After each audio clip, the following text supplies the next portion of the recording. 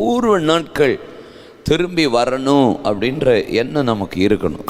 ஒரு சர்ப்பத்தின் வல்லமை ஒரு தேசத்தில் கிரியை செய்கிறது. ஒரு சர்ப்பத்தின் வல்லமை மோசே நிறுத்தினது 850 வருஷம் சபைக்குள்ள பாருங்க. மோசே நிறுத்தினதுக்கு அப்புறம் எசேக்கியா நாட்கள் தான் வருது. மோசே நிறுத்தினதுக்கு அப்புறம் எசேக்கியா தான் இந்த நிகுஸ்தான இந்த வெங்கல சர்ப்பத்தை உடைக்கிறான். மோசே நிறுத்தினதற்கு காரணம் என்ன? ஜனங்கள் ஆண்டவருக்கு பிரியமில்லாத காரியத்தை செய்தபோது அவர்கள் பாதிக்கப்பட்டார்கள். அப்பொழுது ஆண்டவர் சொன்னார், ஒரு வெண்கல சர்ப்பத்தை நீ எடுத்து உயர்த்தி பிடித்து வை, அதை யாரெல்லாம் நோக்கி பார்க்கிறார்களோ அப்பொழுது அவர்கள் விடுதலை ஆவார்கள், சுகம் பெறுவார்கள். சர்ப்பத்தினாலே அன்றைக்கு 10,000 பேர் செத்து விழுந்தார்கள். அப்போ யாரெல்லாம் நோக்கி பார்த்தாங்களோ அப்போல்லாம் அவங்கெல்லாம் ஒரு பெரிய விடுதலையை கர்த்தர் கொடுத்தார் வேதம் சொல்லுது. ஆனால் அந்த நிகுஸ்தான் என்கிற அந்த வெண்கல சர்ப்பம் அப்படியே விட்டாச்சு. அதுக்கப்புறம் பார்த்தா மோசேக்கு அப்புறம் யோசுவாவை கர்த்தர் எழுப்புறார்.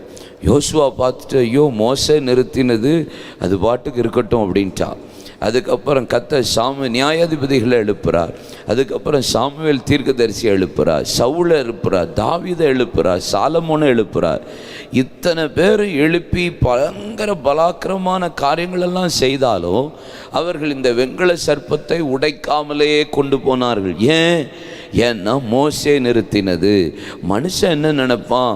ஏன்னா இயேசுவின் நாட்களில் சொன்ன வார்த்தை என்ன? நீர் மோசேயிலும் பெரியவரோ, நாங்கள் மோசேயின் சீஷர்கள் அப்படின்னு அங்கே பரிசேயரும் சதுசேயர்களும் ஆயக்காரர்களும் சொன்னதை நீங்கள் பார்க்க முடியும். அப்படின்னா மோசேக்கு அவ்வளோ இம்பார்ட்டன்ஸ் கொடுத்து வச்சுருந்தாங்க. அப்போது அங்கே சொல்கிற வார்த்தை என்ன? அப்போ எல்லாருமே மோசே நிறுத்தினதுன்னு உடைக்கவே இல்லை.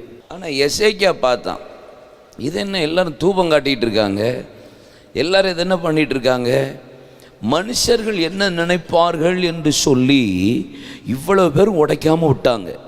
ஆனால் எசேக்கியா மட்டும்தான் கர்த்தர் என்ன நினைப்பாருன்னு நினச்சி உடைச்சிட்டான்.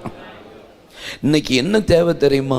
சபைக்குள்ள ஆண்டவர் பூர்வ நாட்கள் திரும்பி வரணும்னா ஆண்டவர் என்ன நினைக்கிறாரோ அதை செய்கிறது தான் சர்ச்சை இருக்கணும். அவங்க என்ன நினைப்பாங்க, இவங்க என்ன நினைப்பாங்க, யார் என்ன நினச்சிட்டு போனால் நமக்கு என்ன? இவ்வளவு பேரும் மனுஷன் நினைக்கிறதையே யோசிச்சுட்டு போனதுனால தான் அது வெண்கல சர்ப்பம் உடைக்காமல் வைக்கப்பட்டிருந்தது.